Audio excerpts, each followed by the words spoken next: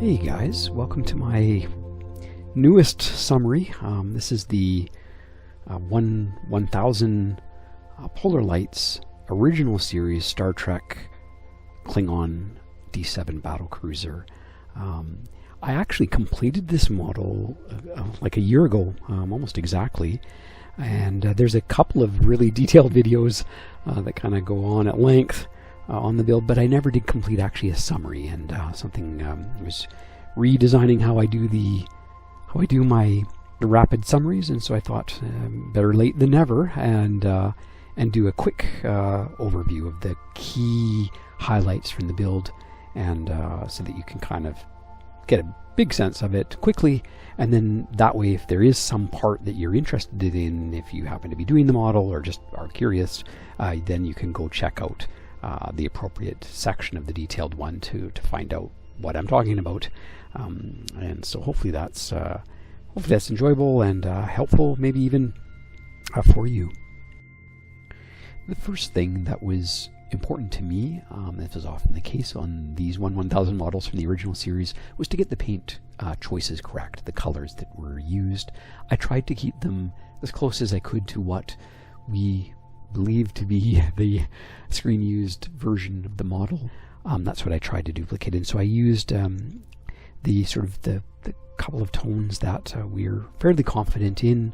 First one being the kind of the gray that you see here on the sort of top surfaces of the D7. So I did actually use a combination of Tamiya's light gray XF66 and combined with Mission Models 121, which is their purple violet, and I used a 5:1 ratio, the gray to purple. That gives us a version that I think gets us awfully close to the version that was originally put down for the production version of the model. And then the other color was the the green that you see here.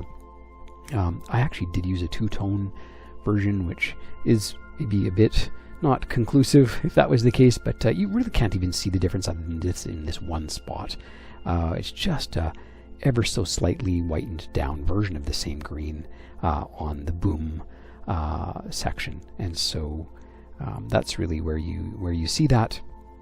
But unless you're really looking carefully, something you would absolutely probably miss. Actually, a 2:1 ratio, the greater portion being Tamiya's XF23, which is actually the light blue, and then combined with one part of XF21, which is, they call it sky. I don't know why. It's really quite a green color.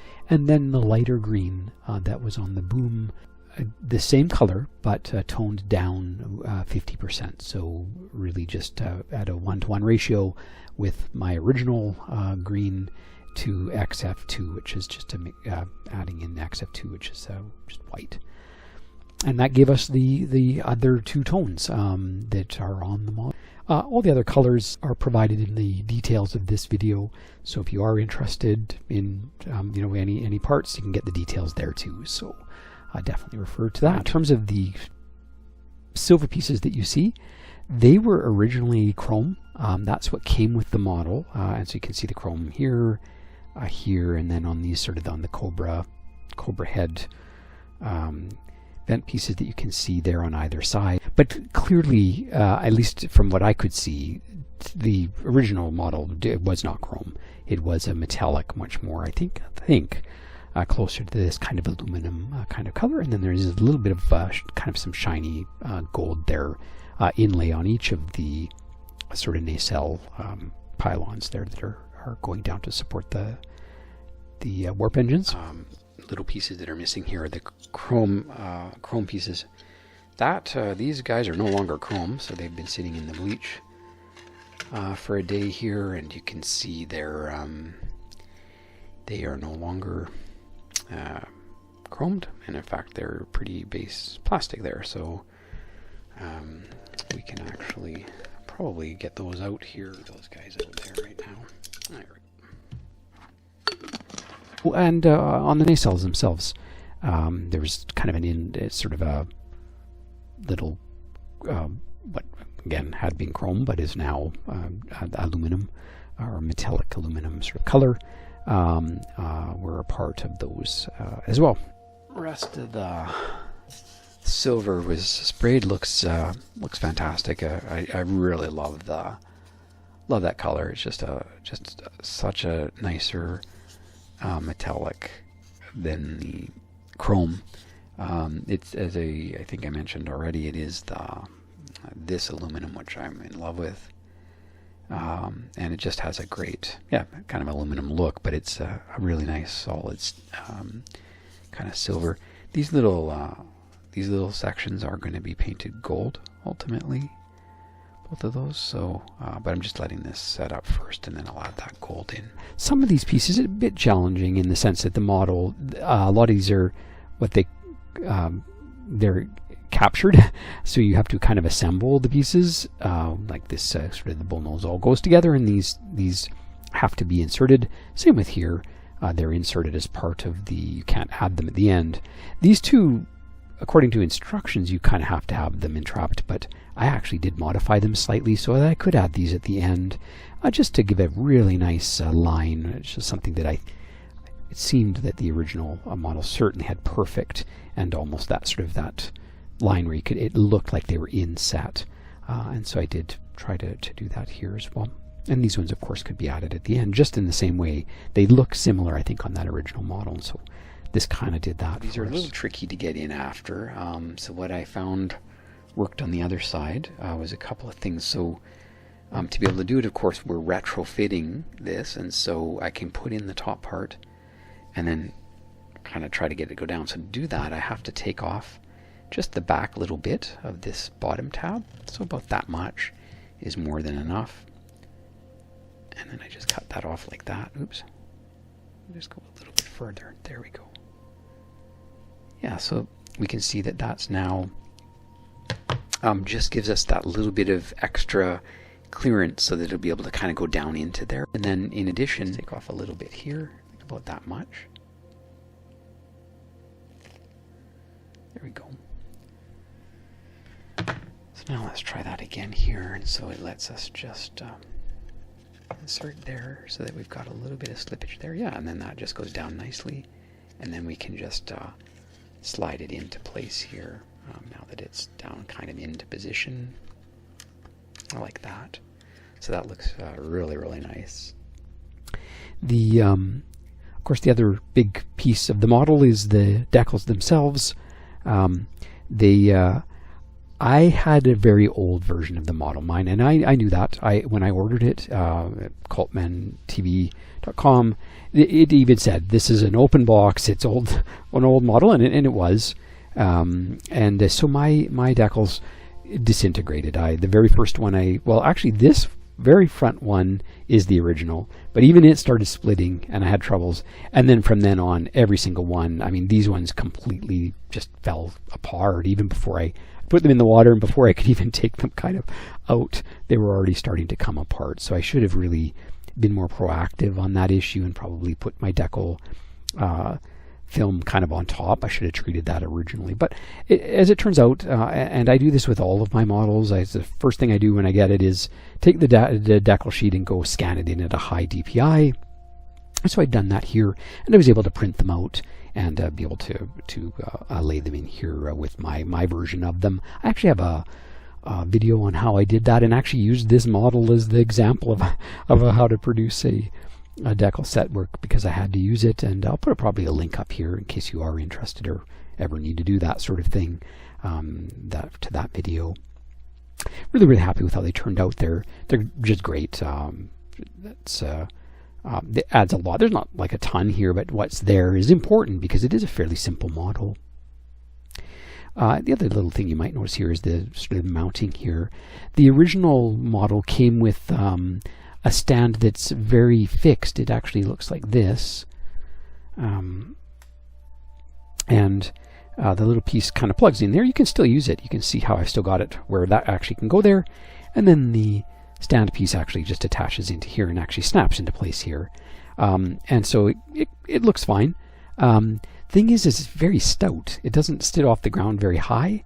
And moreover, it's immobile. It there's no, as you can see, that's like clamped into place here. And so there's no movement there at all. Once it's in place here, it's fixed. So I tend to like, especially, and you'll see here at the end of the video, I like to take videos and photos of my models, and so I like to have them be able to swivel them and have them at angles, and especially if I'm having them in combination with other models, which I also like to do. That's kind of a nice thing. So what I did was I just drilled in an extra hole and was able to get a Polar Lights dome, and so now I've got the 360 mount there, and then I just have various sized of my own little copper tubes that then can just insert in there, and then that goes into the dome just like this, and then yeah, so it's just a small customization for the stand so that it's consistent as well. I really like this particular model stand, and the fact that I can get that sort of swiveling 3D effect, or not 3D, but just pivoting motion. It's just an added bonus. Another little piece of weathering that's actually on the model, very subtle and very little.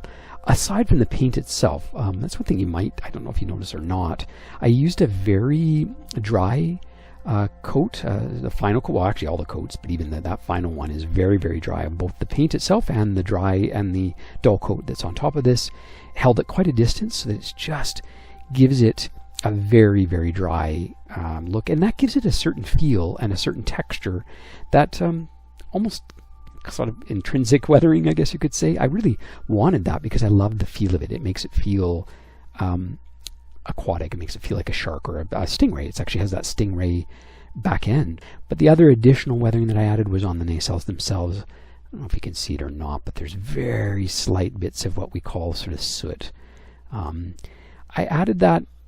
I can't say for sure that I see it on the original model pictures. I feel like there might be something on them, but I don't know that for sure, and I've never read anywhere that was there.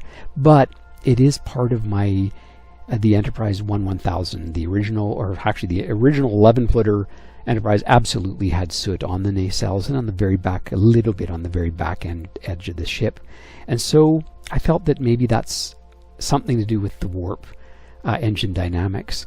And so I did take the liberty of adding that. That's the one thing where I can't be sure exists, but I wanted just a little bit, and it's kind of a little bit of a consistent thing I'm going to do on all of my 1000s. The Romulan warbird is getting the same treatment, and so it's just one of those things that kind of will carry across between all of the versions of the models. Yeah, so that's really it for the build.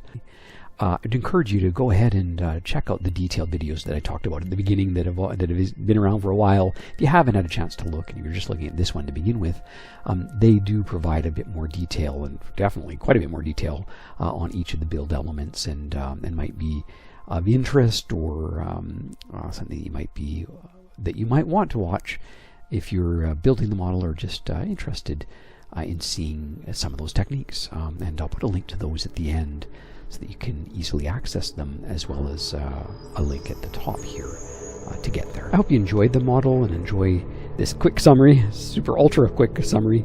And if you do, it'd be great if you could just leave it a little thumbs up down below. For sure, you can leave a comment if you want. That's always fun to read.